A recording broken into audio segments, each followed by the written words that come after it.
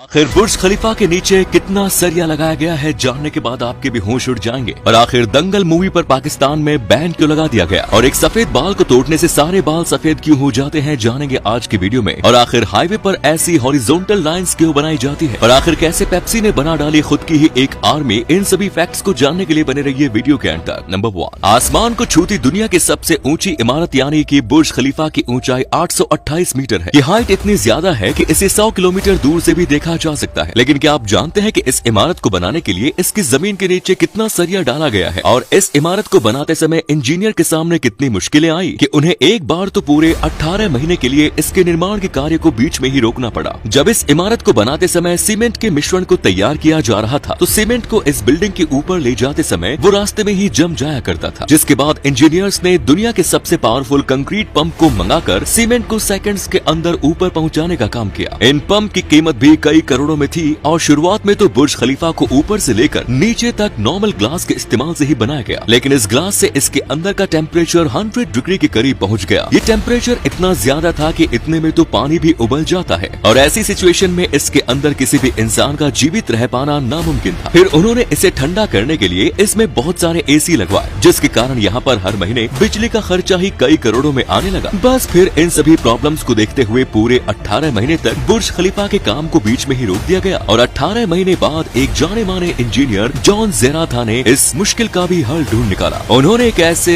खास तरह के ग्लास को बनाकर तैयार किया जो सूरज की यूवी रेस को इसके दूसरी तरफ जाने नहीं देता। लेकिन इस ग्लास के एक पैनल को बनाने की कॉस्ट $40,000 पड़ती थी और बुर्ज खलीफा में ऐसे करीब 24,000 ग्लास पैनल्स को लगाया जाना था। जिसके बाद इस कॉस्ट को कम करने के लिए उन्होंने बुर्ज खलीफा के पास में ही इस ग्लास की फैक्ट्री को लगा डाला और कई करोड़ों रुपए के खर्चे को बचा लिया गया। ये तो हम सभी जानते हैं कि बुर्ज खलीफा को रेत की जमीन के ऊपर बनाकर तैयार किया गया है। ऐसे में ये बात तो साफ है कि बुर्ज खलीफा जैसी इतनी ऊंची और भारी बिल्डिंग इस रेतीली जमीन में बनने के बाद कभी भी नीचे गिर सकती थी, जिसके लिए इंजीनियर्स ने इसकी जमीन के नीचे स्टील के कई हजारों टन सरियों को डाला, जिसकी वजह से बुर्ज खलीफा को इतनी मजबूत फाउंडेशन मिल पाई। इस बिल्डिंग को इतनी मजबूती से बनाया गया है कि इसके निर्माण में 3,20,000 क्यूबिक मीटर कंक्रीट और 55,000 टन स्टील के सरियों का इस्तेमाल किया गया है, जिनका कुल वजन 200 हाथियों के वजन से भी ज्यादा है। नंबर 2, दोस्तों आपने भी अक्सर सुना होगा कि अगर हम अपने सर में से किसी एक सफेद बाल को तोड़ते हैं तो उसके बाद बाकी के बाल भी तेजी से सफेद होने लगते हैं। लेकिन आखिर इस बात में कितनी सच्चाई है तो इसे जानने के लिए पहले हमें हेयर फॉसिल्स को समझना होगा। सर में मौजूद हर एक हेयर फॉसिल्स में से सिर्फ एक ही बाल की ग्रोथ होती है और जितना अच्छा हम अपनी बॉडी को न्यूट्रिशन देंगे उतने ही अच्छे से हमारे बालों की ग्रोथ भी होगी। हर एक बाल की ग्रोथ उसकी थिकनेस और उसकी लंबाई पूरी तरह से अलग अलग बॉडी की न्यूट्रिशन वैल्यू पर ही डिपेंड करती है। और बालों का रंग जैसे कि सफेद या फिर काला होना हमारी बॉडी में मौजूद एक पिगमेंट मेलानिन पर ही निर्भर करता है। मेलानिन शरीर में मौजूद वो पिगमेंट है जो एक इंसान के बालों से लेकर आंखों और स्किन के रंग को भी निर्धारित करता है। अब अगर किसी इंसान की बॉडी में इस पिगमेंट की मात्रा काफी कम हो जाती है तो उसका असर सीधा हेयर फॉसिल पर दिखाई देने लगता है, जिसकी वजह से एक इंसान के बाल काले की वजह ग्रे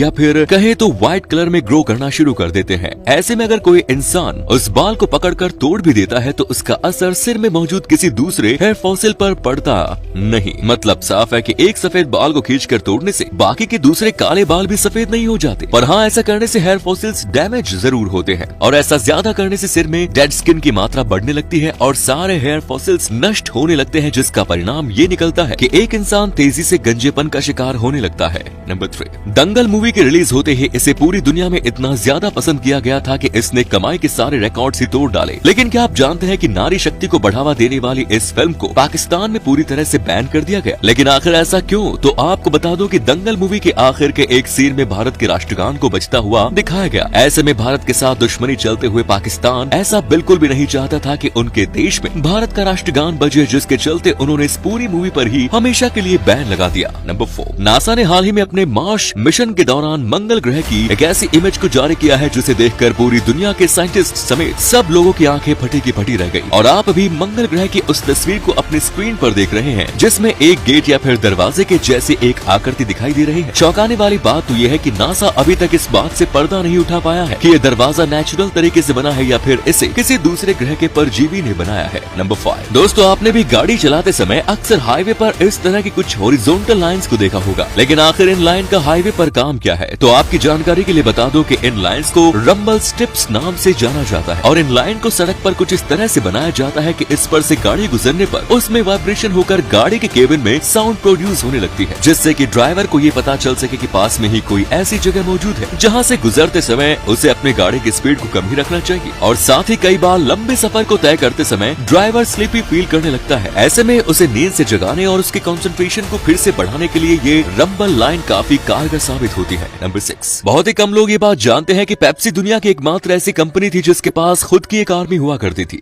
1989 जब पेप्सी दुनिया की सबसे बड़ी कंपनी बन चुकी थी, तब उस समय उसके पास दुनिया की छठी सबसे बड़ी आर्मी होने के साथ साथ सबमरीन और बैटल क्रूजर भी हुआ करते थे। 1959 में जब सोवियत यूनियन के लीडर निकिता अमेरिका गए तो उन्हें पेप्सी इतनी ज्यादा पसंद आई कि उन्होंने उसे अपने देश में बेचने का फैसला लिया, जिसके चलते रशिया में 1989 तक पेप्सी को इतना ज्यादा इंपोर्ट किया गया कि उनके ऊपर $3 बिलियन का कर्ज हो गया। जिसके बाद इस कर्ज से निकलने के लिए रशिया को अपने हथियार और आर्मी को पेप्सी के हवाले करना पड़ा। ये हथियार इतनी बड़ी मात्रा में थे कि दुनिया में पहली और शायद आखिरी बार किसी कोल्ड ड्रिंक बेचने वाली कंपनी के पास दुनिया की छठी बड़ी आर्मी मौजूद थी। तो उम्मीद है वीडियो पसंद आई होगी। इस वीडियो को लाइक करके अपने दोस्तों में से शेयर जरूर करें। आपके एक शेयर से हमें काफी मोटिवेट